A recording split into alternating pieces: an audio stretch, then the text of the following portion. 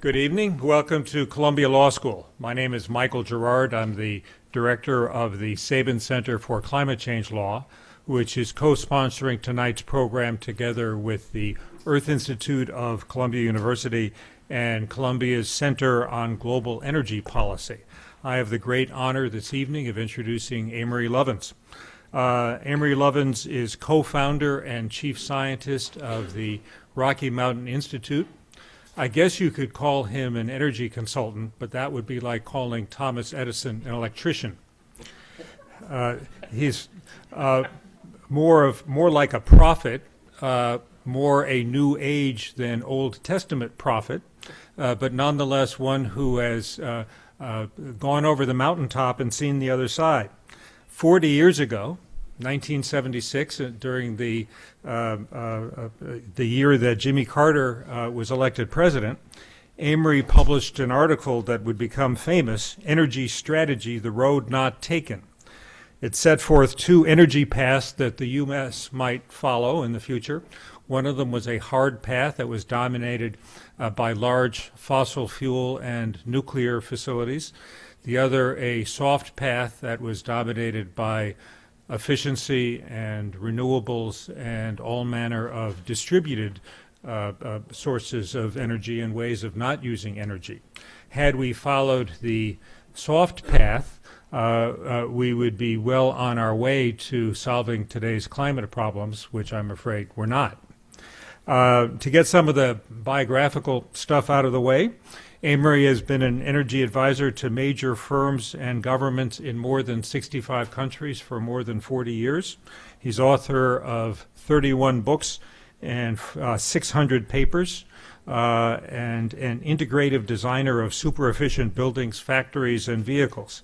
He's received 12 honorary degrees and so many awards, medals, and fellowships that he might be accused of being an award monopolist. In 2016, the President of Germany awarded him the Officer's Cross of the Order of Merit. He had the distinction of dropping out of both Harvard and Oxford, and then serving as a Don at Oxford. He's taught at 10 universities, most recently Stanford's Engineering School and the Naval Postgraduate School. He's a member of the U.S. National Petroleum Council and an advisor to the U.S. Chief of Naval Operations. Time magazine has named him one of the world's 100 most influential people, and Foreign Policy one of the 100 top global thinkers. His latest books include Natural Capitalism, Small is Profitable, Winning the Oil Endgame, The Essential Amory Lovins, and Reinventing Fire. I hope that Amory's prophecies will have impacts closer to those of Moses than those of Cassandra. But whatever comes next, it's always a treat to hear him, so please join me in welcoming Amory Lovins.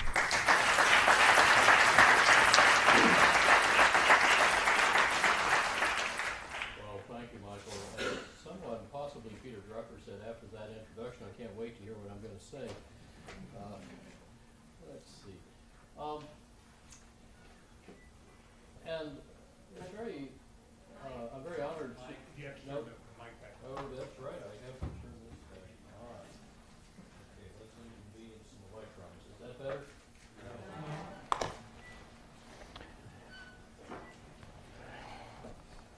Hello? Okay.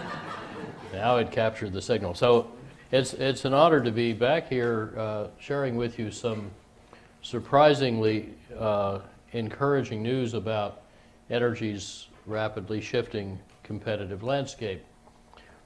Let me go back to first principles. 4/5 of the world's energy almost still comes from burning each year 4 cubic miles of the rotted remains of primeval swamp goo.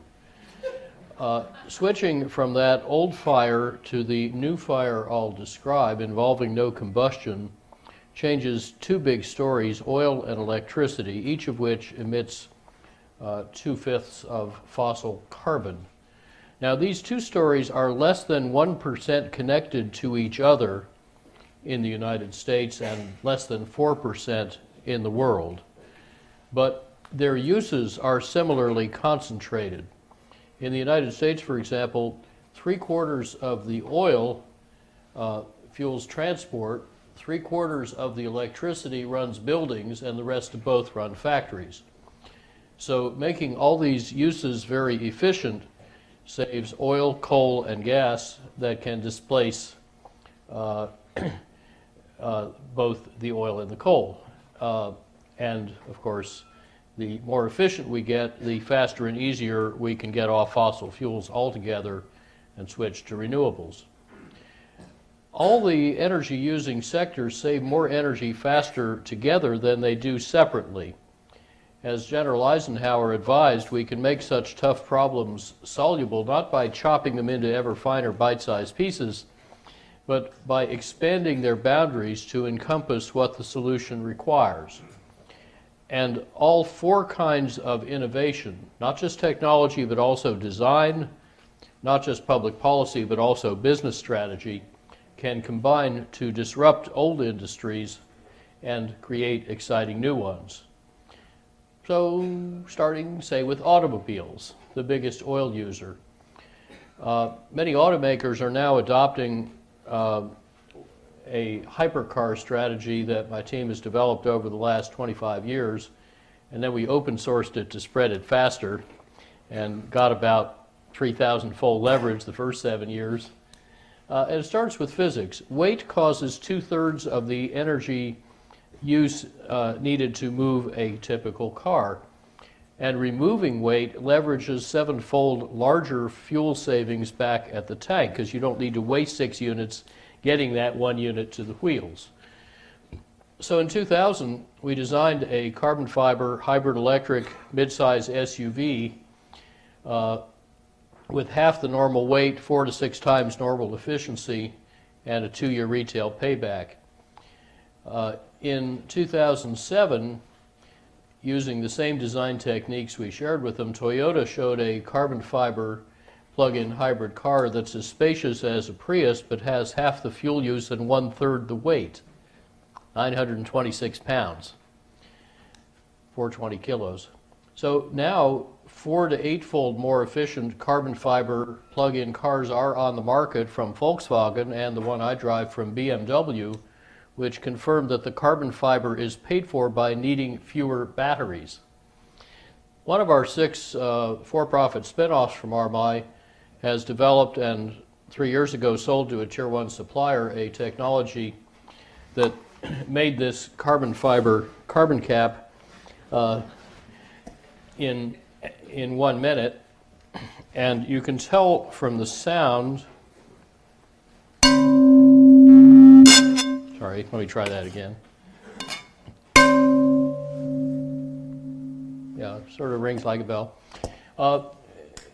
It can now make, you can tell from the sound, it is very strong and stiff. It's actually stronger and stiffer than steel with 1/3 the weight. It's tougher than titanium. It's okay to pass it around just so I get it back. Don't worry about dropping it. Tom Friedman whacked it with a sledgehammer as hard as he could, and he couldn't even scuff it. So this process we developed can now make complex 2x2 meter carbon fiber car parts in 1 minute. And if we made all U.S. autos this way, it would save 1.5 Saudis or half an OPEC at a cost of $18 per saved barrel. That's actually a 6-year-old number. It's cheaper now. And that's just to buy the electrification. The ultralighting, is actually about free because it is paid for by simpler automaking and that involves about 80% less capital and by saving 2/3 of the propulsion system, including those costly batteries. So what I was trying to show here is some of the simplified manufacturing. The body has only 14 parts. Oh, phooey, went away again. Instead of 10 or 20 times that many, and you save about 98 or 99% of the tooling cost because there's 1 die per part, not 4 die sets, and so on.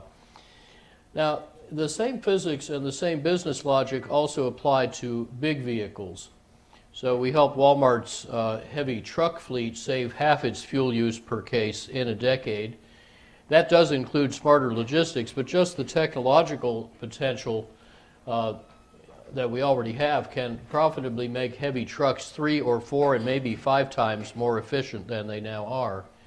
And that plus the same 3 to 5x improvement for airplanes already designed by Boeing and NASA and MIT in the lower row can move $0.9 trillion net present value from oil companies' top line back to our pockets.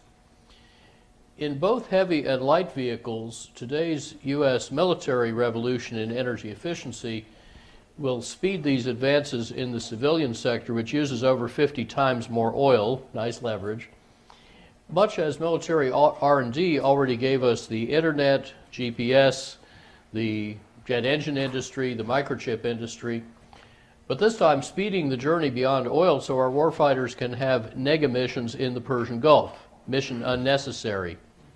They really like that idea. Also, autos are not just heading for 4 to 8-fold greater efficiency through less drag, less weight, electrification. They're also being driven less. Many young people do not even want to own a car. How many of the students here don't own a car and don't want to? Admittedly, this is in New York and there's terrific public transit here, but the point is it's easier and cheaper not to own a car in most places, because now smartphones can bridge those once annoying route gaps by summoning ubiquitous transport services on demand. And if you ever do need a car, you don't need to own it, just like you can have a great meal without having to own the restaurant. In some Chinese cities, you can rent a Kandi electric vehicle from this giant vending machine for $3 an hour. Also, renting shared cars when you need them can boost their utilization as an asset from about 5%, of which, by the way, one is looking for parking and one is sitting in traffic, so it's maybe 3, up to 50, 80, 90, especially with partly or fully autonomous vehicles like this Mercedes-Benz concept car, or the ones Google and Apple are developing. Autonomy drops electric vehicles' cost per mile 2/5 below that of fueled vehicles because they're driven so many miles that the 10-fold lower energy cost per mile more than pays for any extra purchase price. So this mashup of mobility with IT means radically fewer vehicles, which disrupts automakers, and all-electric vehicles driving fewer total miles, which further disrupts oil companies. Self-driving cars are actually part of a much bigger shift my team is accelerating. Autos are morphing from pigs, that is, personal internal combustion, gasoline, steel-dominated vehicles, to SEALs, that is, shared electric autonomous lightweight service vehicles, that is, mobility as a service. So there goes oil companies' biggest market.